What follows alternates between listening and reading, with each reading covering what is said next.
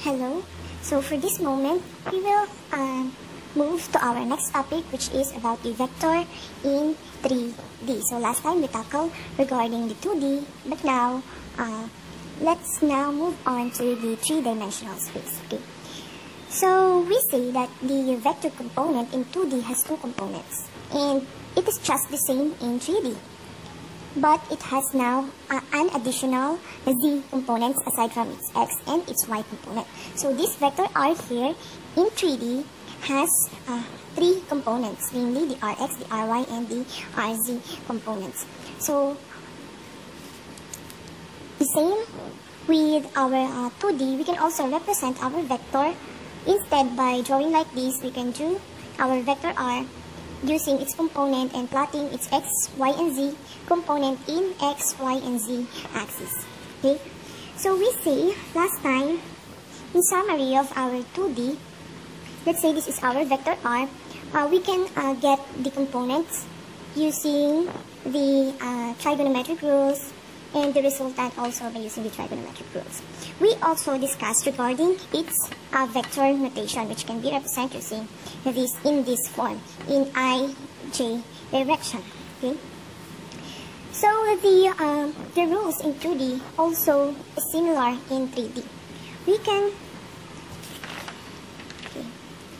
also use our trigonometric rules and the application of vector notation in 3D.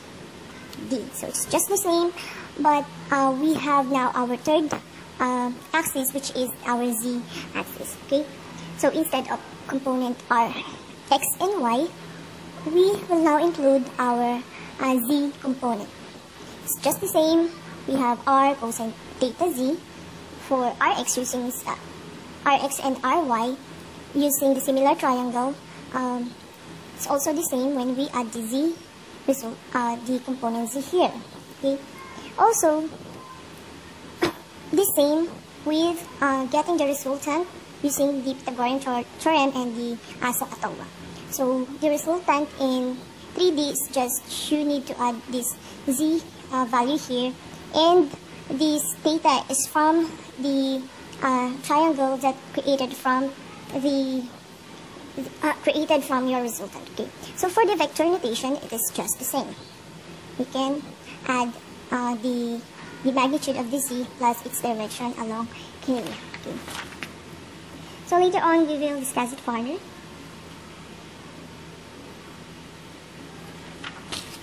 So first, let us familiarize ourselves in the 3D space. So here in 3D, the vector notation is so in 3D space, the vector notation like this is very common and usable. So let's start the analyzing our vector in 3D by plotting our vector r in 3 dimensions. Okay. So before we proceed, the first thing we must know is how to draw your x, y, and z axis, like this one. So in 2D, we have no problem regarding that since we are very familiar already. But in 3D space, I think it is not so much common like in 2D. But of course, in your drawing subject, you already encountered this 3 dimensions and this x, y, and z axis. Okay.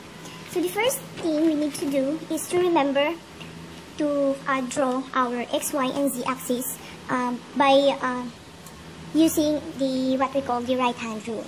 So the right hand rule, by using your right hand,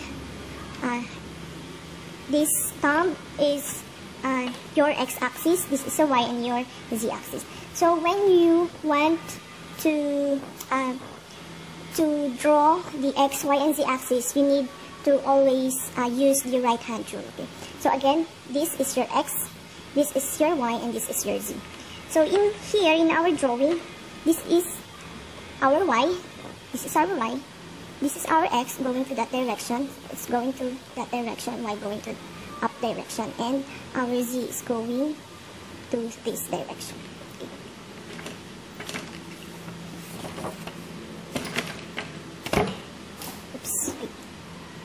So let's draw the XYZ axis using right hand rule.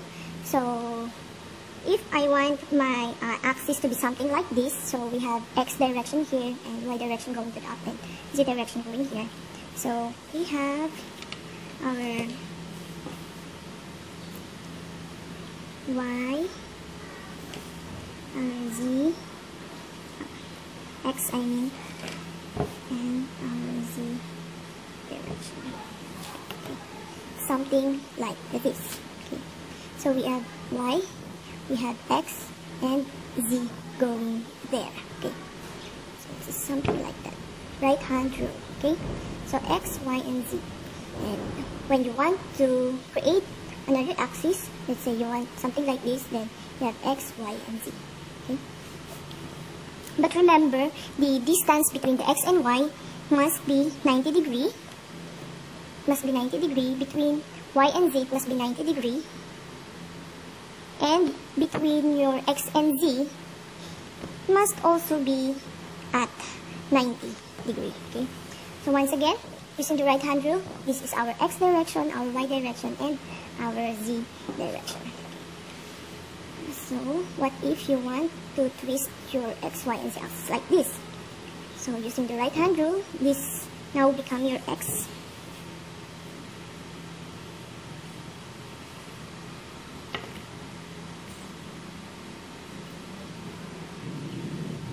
Okay, so using the right hand rule, this now become your X. This is the X, the Y, and the Z direction. Again, they must be at 90 degree. Between Z and X 90 degree, and Y and Z is also 90 degree. But commonly, the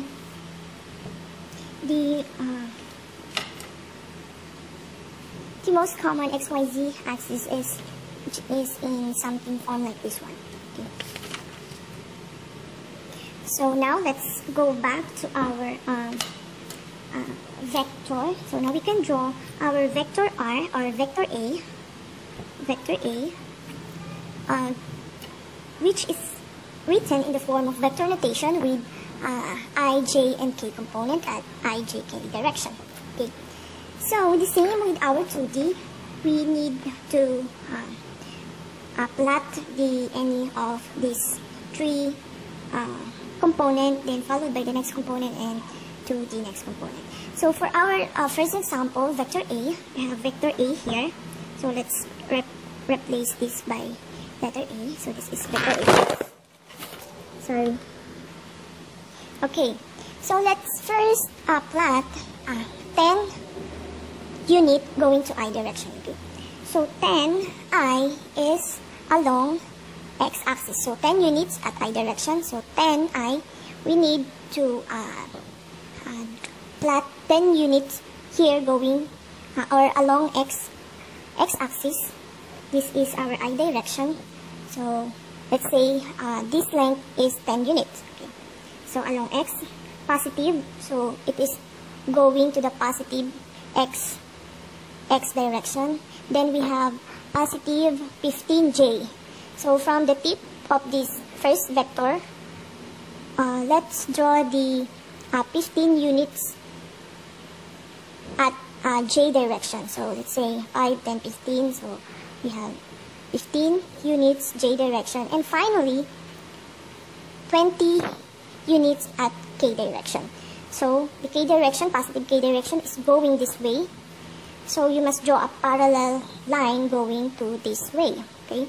So from the tip of your last vector, we can now draw 20 units, 5, 10, 15, 20 units k direction. Okay. And from the tip of your last vector, you can now draw your resultant vector A from the origin to the tip of the last vector. Okay. So our resultant vector A here is this one.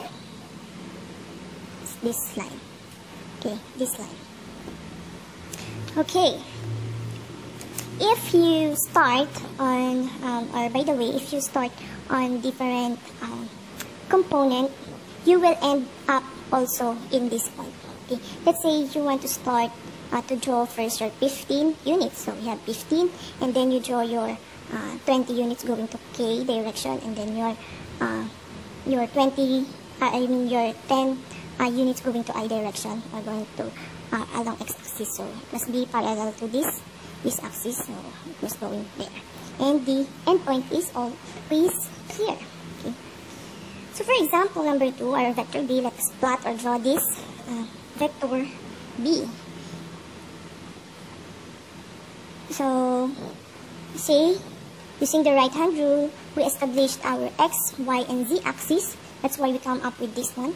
So, the 10 unit, positive 10 unit is going to this direction. So, positive 10, and then plus 15, and then 20 units. And finally, our vector B is this one. Okay, this is our vector B. So, as you can see, they are the same vectors, but with different orientation of your x, y, and z. So you can choose whenever your orientation you like, as long as you can easily see and represent your vector R. So in this view, you can also show your your resultant vector B here. But sometimes, in order for us to have a good perspective on our vector, we can rotate our x, y, and z axis so that we can now have a better perspective to showcase our vector. Okay, so that's all for this lecture video. See you next time. Bye-bye.